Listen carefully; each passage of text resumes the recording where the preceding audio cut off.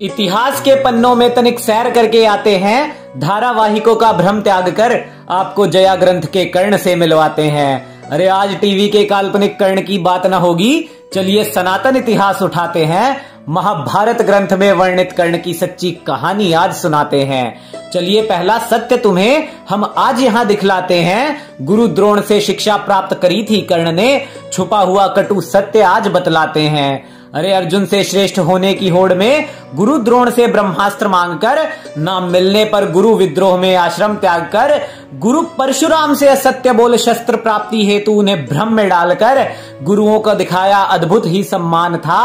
हाँ वो कर्ण बहुत ही महान था। अरे अद्भुत वीर कर्ण ही तो था जो गुरु सम्मान की पराकाष्ठा दिखलाता है, जब अपने बालपन के गुरु कृपाचार्य की जिह्वा मुख से खींचने को धमकाता है। अरे क्या अद्भुत सा गुरु भक्त था वो, करता गुरुओं का कितना अधिक सम्मान था। हाँ वो कर्ण अद्भुत और महान था।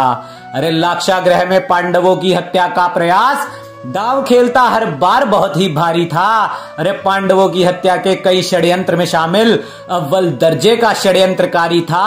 अरे दुर्योधन को हर बार ही गलत राह दिखाकर मित्र धर्म का देता अद्भुत ही प्रमाण था। हाँ वो कर्ण परम मित्र था और बहुत ही महान था।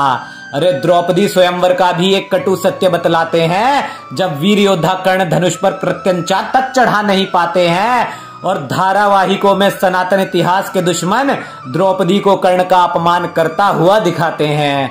अरे द्यूत सभा में भी चीर हरण का दुर्योधन को दिया कर्ण ने ही तो ज्ञान था। अरे नारी की गरिमा ना उसने कभी ध्यान में रखी और मद्र देश की नारियों का भी किया अपमान था।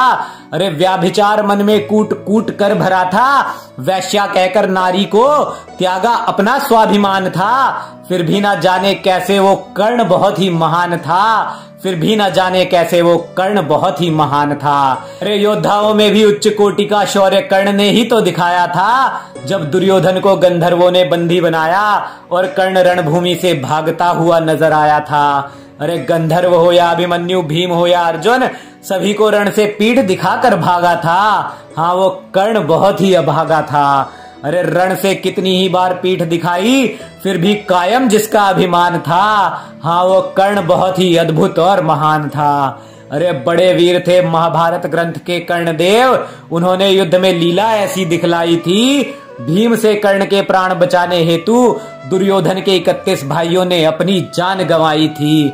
अरे बड़ी बड़ी डींगे मारने पर भीष्म द्रोण कृपा ने कर्ण को कई बार फटकारा था, जैसे छल से अभिमन्यु को मारा सात्यकी को भी वैसे ही मारूंगा, कर्ण ने अपने मुख से ये स्वीकारा था। अरे जब भी अधर्मी कृत्य होते थे करने, आगे बढ़कर संभाल लेता सदा ही कमान था।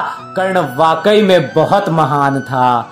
अरे न जाने क्यों ऐसे दुष्ट को समाज में श्रेष्ठ जताते हैं, एक सहानुभूति भरी कहानी दिखाने हेतु सनातन इतिहास ही गलत दिखाते हैं और सनातनी अपने ग्रंथ नहीं पढ़ता तभी तो ग्रंथों का मजाक बनाते हैं।